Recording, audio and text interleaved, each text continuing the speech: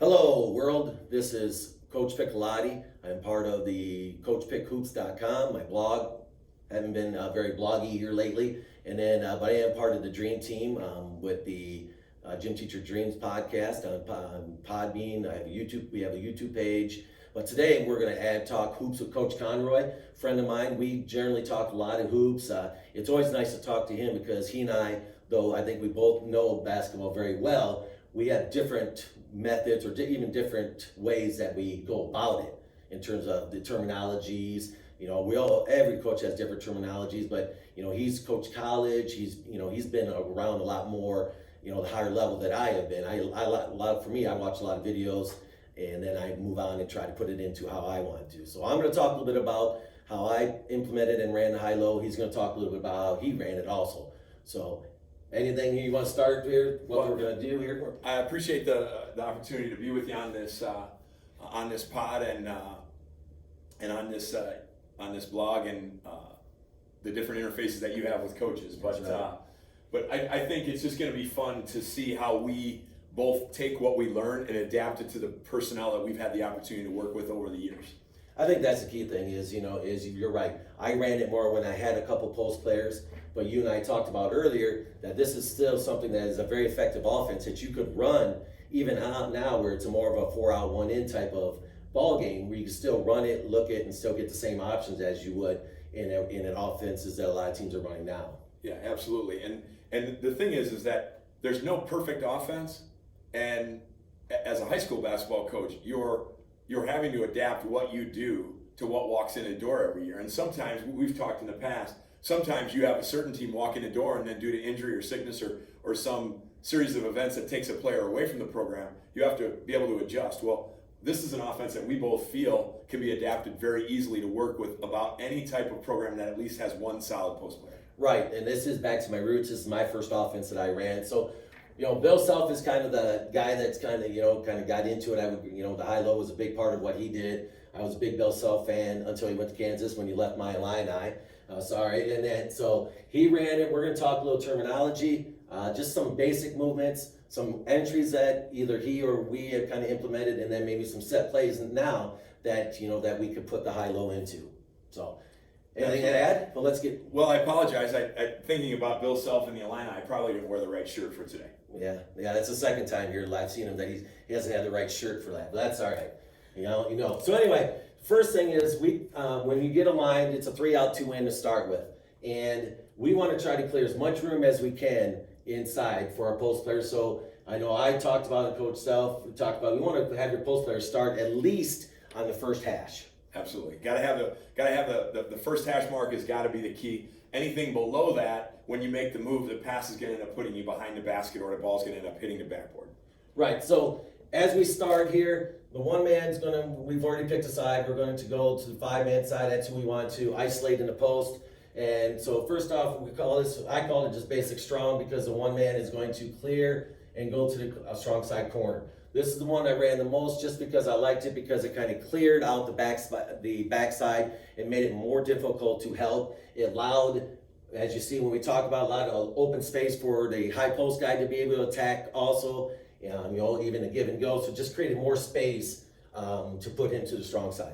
Yeah, absolutely. And the nice thing is that as that one makes that cut, they have to read, make sure that 5's post defender isn't straight behind, because then at that point, they would definitely make different option choices. Right. And then we'll talk about that after we get going. So we're saying that this guy is 3/4 and he's on the high side. Perfect way set for us. So the first thing is, the first option what I said to the 2-man is make sure to let the 1-man clear before you do anything. Don't try to throw it into the post before he got in the way. So the first option was get the ball to 2 as a 4-man is going to break to the high post. He wants to go in and come up here. Now, where you want to catch it depends on the level. At the college level, obviously, they call it a lot of times, free throw line, but more so at the 3-point line now. Whereas I told my kids to try to catch it somewhere in this box, from the lane, from the free throw line, because we don't want to catch it over here because one is too long a pass to the 4-man, and also it's not the right angle that we want for the high-low.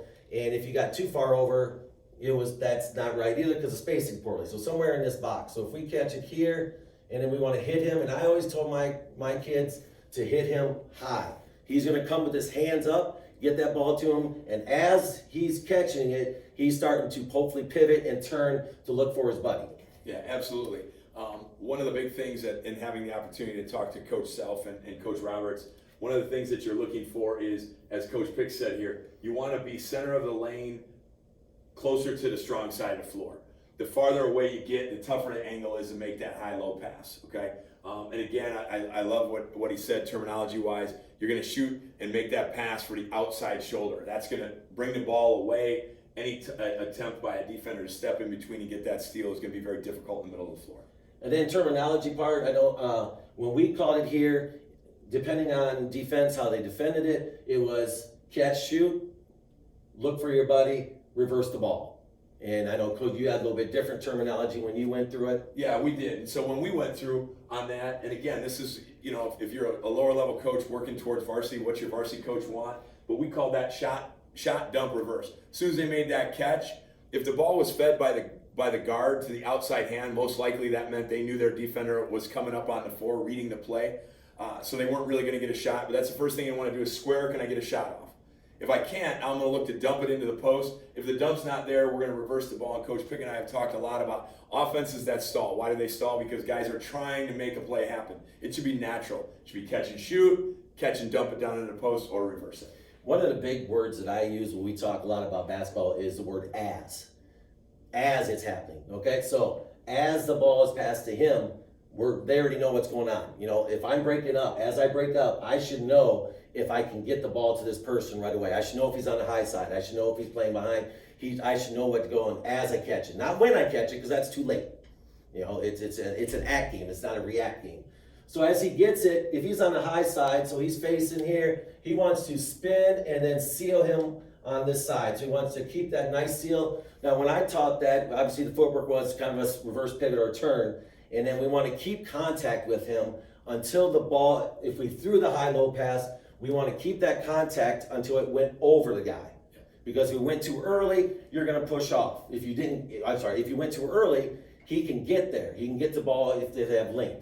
If you pushed off, that's one of the referee's easy calls. So we want to hold that until it goes over it and then go get it with two hands. Absolutely. Ball's got to be over the top. And one of the big things is what Coach said is holding that seal. So we taught, we're posted up here, you're actually turning your back to your partner, and you're holding and you're sealing with your hips, holding your right leg. If you're on that right block, you're holding your right leg and pivoting on that leg, holding the seal, throwing up the other arm. So when you're posted up for the ball on the wing, it's the left arm up. When you hold seal, it becomes the right arm up, and they're throwing for that corner of the backboard. And the reason that we start so high is, one, that pass, it gives more room for that pass. The lower you have, the perfect the pass has to be. And also, we want you to go get that ball. We don't want you to have to kind of let it come get you. You want to go get it two hands, because if you caught it, if you're too low to start with, you're going to hit the basket when you catch it. So then you got to bring it back, and generally in the post, when you bring it back, you're going to get swatted. So that's why we have all this space for you to be able to catch it. Aiming point for us, we were not above the rim type of teams that I ran it. It was the corner of the backboard was your aiming point. Yeah, absolutely. Same thing. And sometimes we actually would try to if it was a really good seal, we're throwing the ball as a pass. Other times, if we felt like if it was close to being there, we might actually make this a fake shot attempt, and that takes the defender off of their guy, and they just dump it right over the top for a catch and score.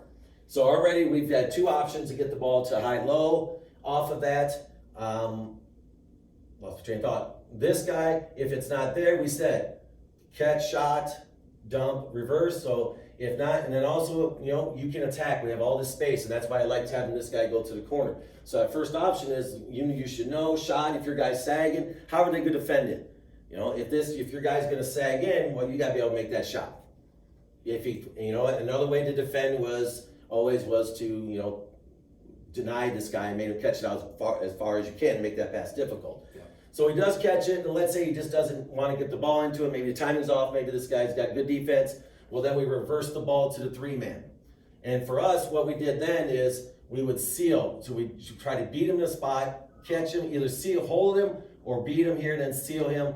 And then we want to drop it off right into there. As that's going on, we had a double staggered for the one man. So two men would set up, the high post would set up around here, set that up, come off there, catch and shoot, all right, and then you really could get an opportunity for a high-low right there also, duck in. So that's what we did with Strong.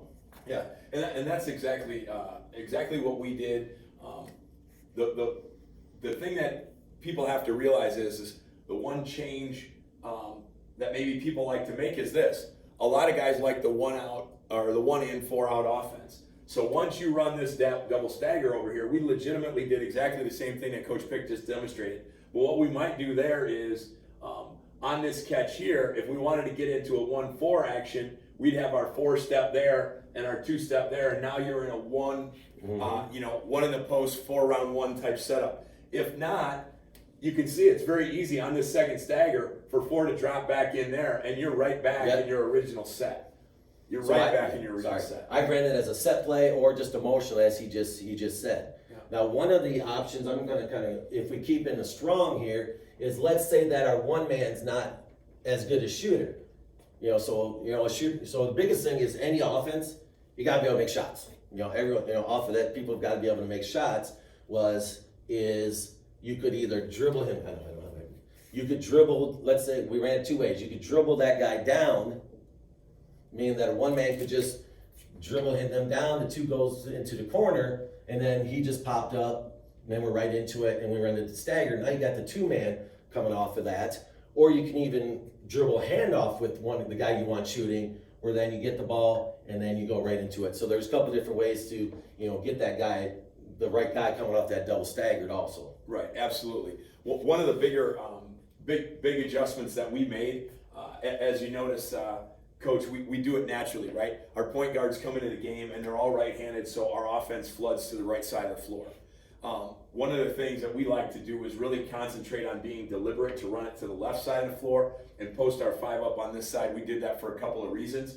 On the high-low, that's a fairly easy catch and shoot, but if you're not going to get high-low, so if you don't get shot, you don't get dumped, on reverse, you might get a drive. Now you're given the opportunity for your 4-man to use his right hand to drive to the rim. If not, he's making that pass there. And now when the 5 is coming and getting that catch with the seal and the guy's on his back, what's he doing? He's finishing with his outside hand on the right. So that's just something else that you can look at. And all of what we diagrammed here works right and left. Obviously, the floor is, can be split and is balanced no matter which way you go. And again, even for a right-handed shooter, you bring your right-handed shooter coming this way. The footwork for a right-hander coming with a left hand or with a left foot pivot is very easy coming to get a catch and shoot off the top. So something to consider based on the ability level of your point guard and your guards and your post players to go right or left.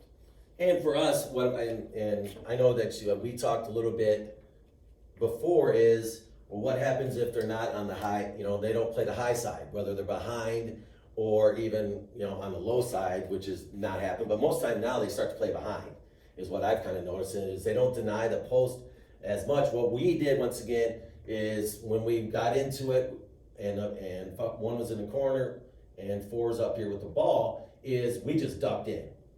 We did the duck in, and then, this guy's got to be able to make a move back to the basket. Once again, you have an advantage, especially if you had a nice little jump hook. And that's why you talked about going to the other side. Depends on your personnel that you have. But if you come from the other side, it's a nice jump hook for a righty on that side. But we would duck in and then go reverse. Coach, why don't you talk a little bit about what you did, depending on how they defended him?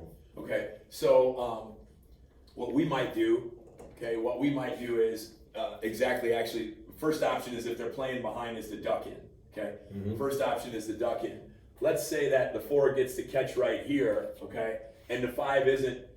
They're actually playing on the inside, right? So we can't get a catch high-low. We can't get a duck in, but they're literally denying. So on this reversal pass here, fighting pressure is pointless, right? Fighting pressure is pointless. But what has the 4's defender been taught to do?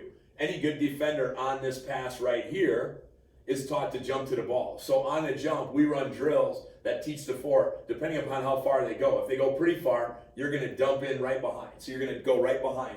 If the 4's defender doesn't jump as far, we're going to try and face cut him. Either way, we're going to play it like a 2-3 zone offense where we're going to X game out of this thing. So they're diving to the rim, and 5 is going to be explosive and come here. And it's amazing how many catch and shoots you can get off of that. Right. Because on that dive, 5's defender panics and he helps right over there.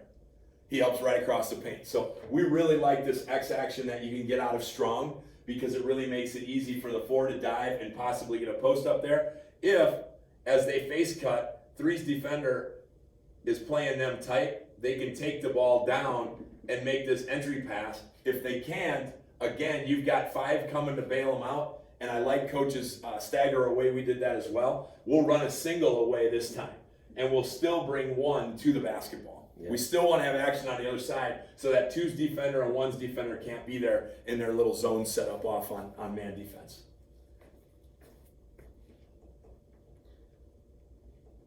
So and one of the things that we really had to deal with, because when I was really running, we had a lot of success when I was running with girls team, is the help. Because once again, if we ran that here, the guards have to help, and then, your people, and you can coach them up about it. But in this set, where's the help going to come from most of the time? From the high-low.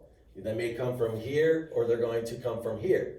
So that's why we talked about you can't hold, because then their guys are going to get there. So you've got to know as you catch it, you look, if it's not there, reverse the ball.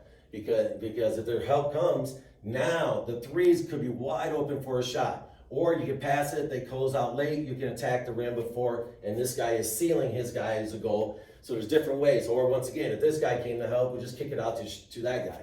So, with good spacing and this open area for this post to work, it creates a lot of opportunities for people to have a chance to score. Yeah, absolutely. And that, I think the hardest thing about running any offense is getting people to read where the defenders are. But this is the key read here. 4 has to be pretty good basketball IQ, and a lot of times you can run this with a guard in here. Right. You can run it with a bigger guard, but they've got to read X1's defender. If they're cheating off, you have to punch the ball in the corner. On the fly out there, why are they helping off? Well, because they're probably playing behind and they're trying to stop any easy post entry pass. Okay? Well, on that pass there, this guy's now sealed off, so it should be passed to the corner, dump right into the post. Yep. So that is the basic strong. The difference is the second basic one is weak. And for those who know basketball probably knows that means that the 1 man is going to then cut to the weak side. And just gives them a little different look for that to run. So the 1 man then, when he passes the 2, is going to cut to the weak side. And we just kind of cleared them out there once again. And then we ran the same thing. You see it's just a little bit different. Makes the defense even, that little bit gives them a little bit different look. Here makes it a little more space here. You could come run a simple combo if it's not there. There's a lot of things that you can do here. But once again, if we reverse the ball, let's say if we once again not open, now we just ran a single for this 2 man, or reverse it back or reverse it right back to him, and we had double staggered, and everything's the same. It's just it gives them a little bit different look in this weak cut action. Did you run much of the weak cut? We ran a lot of weak cut actually, and what I like about what you were talking about, Coach, is that the way you set it up. You do that when you have a really dominant 5 player who can kind of play a little triangle action in there solo, because you're keeping your 4 out. So for all you coaches that love the 4 round 1 action, this is just a different way to get into 4 round 1. Right. That's just a different way. But we did do a lot of that. The other thing, if you take it to another level, is as the 4 is reading here, before they ever make that cut, if the 4 saw this was an automatic for us. If the 4 looked across the floor and 5's defender was behind and 2's defender was playing straight up on them, we were going right into a screen and roll action right here. And 4 was going to stay away and run a stagger away, because now you've got literally the entire side of the floor for the 2 and the 5 to run screen and roll. And we avoided high-low if we saw that. If 5's defender was 3/4, then we went right into our action. So it was a simple read for the 4. He looked over, he saw what 2 defenders were doing, and he knew he was either going to go screen away or he was going high-low. Simple. And we did too, is if, this guy, let's say this person may not be a shooter, is we went straight in, so that what they do, they sagged off. So to take, like I said, 2 ways to take it is, guard tight, make him catch it off further, or sag off to take it away. Well then, if she is down there, go set that ball screen, that person is not gonna be able to get help. And now you got your guard coming off there creating with no help, whether they hedge or slow, soft hedge, whatever they do. Now you get a chance, a nice pull-up jump shot or the delay, drop the ball, you got pick and pop potentially. So that's what Justin, we made too, that if this guy did just let him catch it, okay, instead of, we're just gonna go right into a ball screen with that guy. Yeah, absolutely. Yeah, that's really, really good action. And you really have a lot of different opportunities with the high-low, because it gives you the ability to do whatever your team's strengths are. If your team is good at screening and rolling, that's great. If it's good at screening and popping and scoring, it's a great way for if you want to run a forward that can shoot to three. I know you've had when I've competed against you in the past, all your guys can shoot. You've got a forward that can shoot. Well, now you can keep that big on the block there. They can run that ball screen. If that big helps at all, it's an easy dump into there, and your force popping maybe wide into the corner for a shot. Yeah, so a lot of great options off of that for that. So a couple other things. One of the things I know is basic, and we can talk a little bit more with me about some entries or even some other ways to get into it, is we would cross screen and then get into high-low. Yep. So we're talking, we don't have to draw a mark, so we'll just keep it similar. Is one's gonna pass it, so instead of him breaking up, 5-man then would screen across, and now I'm gonna have to view this. In my mind, I just lost track of what I want to do. So on this, we did this as well. So you got 4 can read, and he can go low, and then 5 rolls back right into the set. Yes. 5 rolls right back into the set. You've still got 3 on the backside, and that's just another entry if you find that you're either being denied maybe even this pass here and you're having some struggles, or you feel like maybe on a switch the 5's defender wouldn't be able to handle the quickness of your 4. Okay, couldn't handle the quickness of your 4. And even just a little bit of movement might get that defender out of position a little bit because he's got to help, which then once again will clear out that spot for the high-low opportunity. So screen across, another great opportunity for that. What else do you have? Do you have anything? You talked about dribble entry. One of the other things that we did, and Coach, I don't know, you might remember this from early on when you and I competed against each other. Sometimes you'd hear us yell high. Okay, you'd hear us yell high. And what we would do then is, as the point guard was bringing the ball up the floor, we'd yell high, and both posts would flood right up in there. And now as soon as we enter it, the other one is diving. And you can again go strong or weak based on whatever you want to do with your guards, So now you're making an entry pass here, and the 5 is diving on a diagonal right down there. Okay? They're diving on a diagonal. Or we might throw it right into the 4 there. Okay? And then they might kick it out as one goes weak, and they could run ball screen action on that side of the floor. But we liked this a lot when we felt like they were really denying 3/4 high, and we couldn't get a good clean catch right here at the elbow. That was an easy way for us to get a catch, because if they come and play, so we called it walking the dog, and we would get this on occasion when they're playing so hard 3/4 high and we can't get the high-low and we can't get a catch. We'd call it walking the dog. So you take 1-2 steps right here, 1-2 steps right here, and whatever defender was overplaying more, because now they're trying to hold that high-low or hold that 3/4 high seal, we're throwing the ball right over the top. He's running right to the rim trying to get a layup. So that was something that we did have some success with. That might be out of a timeout. We'd say, hey, they're denying hard. Let's run walk the dog. And they literally just walk their dog right up the lane, boom, throw it right to the rim. One of the things I did was a modification, and once we ran it once or twice with guys, is we would run, I would call it baseline or base pass here. He would come here, look high-low with the double staggered for the 3, really just to run, because this is a tough angle, but just to run some interference to try to open up this area. If they're 3/4 in it, and we haven't had the same opportunity, now there's no one there. Right. Unless this guy is really good and he's going to zone and show like you're supposed to. But a lot of teams didn't do that the first time, so we were able to get a quick one there if we went that way. Yeah, absolutely. I like that. I've actually never seen that set. I think that's really, really good. You talked about dribble entry. I think that's really big.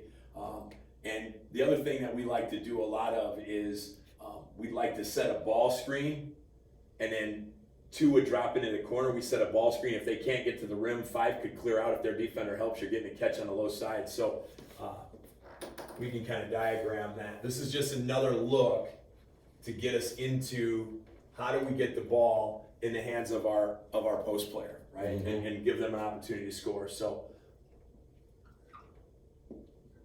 as one's bringing the ball up the floor here, we have 2 right over here. instead of leaving 4 down low, we bring 4 up high and set a ball screen on the right. Normally our guards are stronger going to the right, and 5 would stay here. Well, coming off of this screen right here, we're looking for an attack and a drop. And like Coach said, we're either looking for a duck in, or if their defender starts to come up, they're going to change sides of the floor. So that as they drop here, because if you've got a 4 that can shoot, they stay right at the top of the key. They stay right at the top of the key. You can jump stop here, you can get a catch. If 3's defender decides to run down there and help, it's a skip right across the floor. So it's really about balance and spacing. It's about keeping 15-foot spacing between players. That's the key. Yes. So we always told guys, it was like you were on a rope and you had to keep the rope taut. If the one's driving at you, you have to stay a minimum of 15 to 18 feet away from them, keep the rope taut, run away. And that's what we try to teach our players. And we had a hard time, and I actually ran it, is school around the area, we're in the horn set. So, and once again, another way to get into same thing is, doesn't matter whichever way, they're running a horn set, put their shooters in a corner, and now we're coming off a ball screen here, and if he couldn't go to corner, we've got him rolling, him stepping to the top, and what do we got? Same look. Yeah. You know, and that gave us a lot of troubles because, once again, where's the help going to come from? You've got guys who can knock down shots, and first off, what's his post player? I always thought this was a tough thing to guard, especially when they had the horns action, because, you know, how do you defend it? Do you step out? Do you hedge it? Well, then that opens it up, and so we always had to mess with that. But I think this is another way, once again, to run the high-low and get a great opportunity for it. Yeah, absolutely. Because with the horn set, the biggest key is that 4's defender has to really be the guy that helps at the rim, which should open something up if you've got guys that can shoot it. Yeah, I remember trying to prepare for the horn set. It would be okay. The 4-man's guy is going to take whoever goes down there, and then the 5 who ended up being a soft hedge would come out here. Yeah. You know, is it something that we really had to work on, or we just try to push them to the weakest post player and let them play one-on-one, let that guy who's guarding him take them one-on-one. Yeah, absolutely. One other thing that I would throw out that is something that you could play around with that I found, especially early on when players were trying to learn this. You know, Coach and I have showed you a lot of action with really very little ball screening, but sometimes it's hard for high school players to create shots coming off of staggered screens and singles, and you get more action coming off of ball screens where it creates a forced action, right? If they're not good at hedging, if they're trying to go under a screen. So one of the things that I did do that I found helped my players a lot, and this might help you and something that you might like, is so we'd have our 1, our 2, our 3, our 4, and our 5. And so what we would teach to players is these are spots on the floor. So if the guy that normally you would call your post player ran to this spot, he knew he was the 4 spot. So we used to call out numbers: 15, 35, 14, 25. This was the ball handler and that was the screener.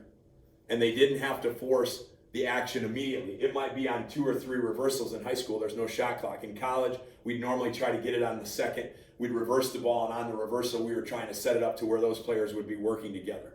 But that teaches the players, like, hey, we're running 15. Well, where do we want to get the 1 to then? We want to get the 1 on the wing somehow, right? So we might throw it here, all right? Throw it here and set a back screen for them. That brings them over here. Reverse it back through to 1, the 4 cross screens, and then the 5 comes up here to run 15. It's really simple. It might seem a little complicated, but once the kids get a feel for it, they understand. All I got to do is set it up where we have a side cleared for that ball screen action. And that we brought a lot of success, especially when kids were early on trying to learn the movements of our offense, where it was just not motion and they were trying to get more screening action. Awesome. Anything else? Any sets that you focus on the high-low? I know you talked about ball screen. We talked about a few others. Anything else that you thought, well, dang, we were able to get a high-low out of this? Well, I think it was really, we would try to get it out of what we practice, right? So out of the motion aspect of it, a lot of times coming out of a timeout, we'd say, hey, you know, they're playing you, the 4 person, they're playing you this way, so we're going to get a catch and a rip.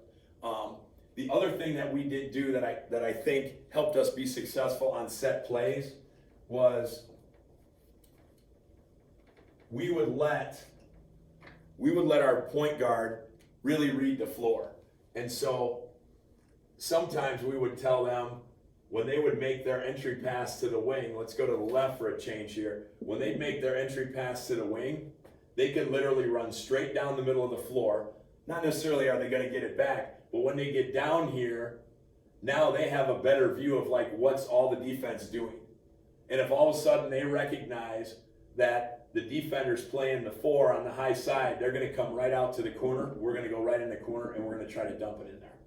And so that's just the freedom of how can you make set plays happen out of a motion offense. You just talk to the players about making slight adjustments, and really it's keyed on 1 or 2 guys trying to see certain things on the floor and then get the ball back in their hands. And you talked about, this high guy needs to be a baller, right? Yeah. Well, if you wanted your one man to be, you could even pass, come down and screen for that guy, curl around, boom. Now you got your one man up there, isolated, 1 or 2 dribble to get to the rim. You got your best playmaker. So like he said, there's all kinds of ways that you can get guys opportunities for shots within your offense with slight variations. Doesn't take a lot to go over. And it can even be in a timeout, like you said, hey, they're doing this, let's try this type of action. Premise is the same, just a slight variation to maybe get a different guy a ball or attack a different guy. Yeah, and again, just something to consider, right? So many coaches run and spend a lot of time on out-of-bounds plays. They spend a lot of time on out-of-bounds plays. I thought I'd show one concept that we tried to use when it came to out-of-bounds plays. And so you can use any set you want for an out-of-bounds play, but something to consider when you're trying to decide if this is the offense for you, okay, and how it works. So let's talk about an out-of-bounds play, right? So normally we've got a guard that takes the ball in bounds, right? So we put a guard out of bounds. And don't we normally try to either post up or bring a big to this block, don't we? Yeah. We normally run a guard to the wing, and we normally run a guard or a big in case we have to throw it over the top. So now look what you have. You've got somebody that's trying to do something on the backside. It's a guard or a big, it doesn't matter. Well, as soon as the ball comes in right here, we can run this guy off of a screen and you're right back into offense. Right. And that's one of the things that if you watch basketball enough, I would bet 80% of the passes on an out-of-bounds play enter on this side of the floor, with programs bringing 3 guys to that side of the floor. So you clear your other guy away and you're automatically into offense, versus you see coaches bring it in and then what do? Guy dribbles it up, they do a little handoff with their point guard right there, and now they wasted another 10 seconds while the defense is constantly adjusting. This way you're automatically in offense instantly on out-of-bounds plays. Perfect. In drill work, we said at the beginning, you need to spend a lot of time on the footwork for the high-low. You need to spend time throwing it. It can go 2 on 0. It can go, first off 1 on 0, just posting up, sealing, just working on the footwork. Then you just add 2 on 0 with the pass to the high-low, okay? And then you can go 2 on 2. I mean, we spend a lot of time separate with our post players working on this, and then our guards spending time with their footwork and working coming off those staggers. But it's vital. You have anything offense you do, but this is really specialized. This spin move, it takes a little bit of time and work because you're turning your back all the way from the ball. So you have to then spin, find the ball with your head, and so it's a muscle memory type of thing as well as a fundamental thing. Yeah, absolutely. And with any offense, you definitely have to spend the time in this offense breaking it down into sides of the floor. But it's all things that no matter what a player gets put into in a game, they should be able to react to what's happening and find an opening. Yep, and real easy. It could be even a zone offense if you really wanted to teach them how to screen the zone. So like I said, it's something that I love. Kind of went away from it. Now that we're kind of thought about it, I'm like, well, why didn't I just keep running it? Like you said, but love it, believe in it, running the high-low. I'm still a big believer in getting the ball inside, whether it's to a post player or getting a touch by a guard and kicking it out. Inside-out threes are the best. I would like to check the percentage for 3-pointers throughout the whole world on just passing around the perimeter and shooting it. I don't think it's going to be very high. No. Whereas if you get a touch in the paint, whether it's a post up kick out or a penetrating kick, percentage is way higher. Because think about when you shoot, we're always squared up catch. A lot of times, you know, we're catching it, they're kicking it out after that. So once again, this is another way for that to be able to do that, get the ball inside, because even though stats say that the worst shot in basketball right now is a contested post move, it can still allow, if you do it right, you're not going to be contested. If you learn how to, your footwork, you know how to learn how to use your body and steal, you're not going to be contested post move. As well as you kick it in, they suck in a little bit, or they turn their head, kick it out to your shooter, provides them open looks also. Yeah, and the other thing that we definitely want to make sure that we touch on before we would end is rebounding, right? By running this offense, you have a solid rebounder in there with another one who's floating around the 15-foot mark that can read and crash the boards. I can't tell you the number of games I've watched recently where shot goes up and you literally see four offensive players backpedaling because they're not even sure how to get themselves in the right spot for a rebound. This is an offense that truly you can work rebounding triangle. You got your 4-man, shot goes up from this side, they can go rebound on the backside, 3 can, and now you got 2 back for their defensive balance. Or you can run 2 guys back, your 2 and your 3 for defensive balance if one's in the corner, and he can pick up the ball and hawk the ball early and often in transition defense. So it's got a lot of benefits. It's just, I think that the world is changing to this idea of the 5 out, but right. It's hard to win games at 5 out, and it's hard to win games if you don't rebound the ball. That's fair. Well, thank you, sir. Appreciate it. So once again, Coach Pick, Coach Conroy, and I'm going to put this on, like I said, Gym Teacher Dreams YouTube page. It'll be on my blog at CoachPickHoops.com. And we hope to do it again, hopefully a weekly session where we get together and we break down, whether it's an offense or even do a defense. So thank you for watching, listening. If you have any questions, feel free to comment, send email, and we appreciate it. Thank you. Thanks for the time. You betcha.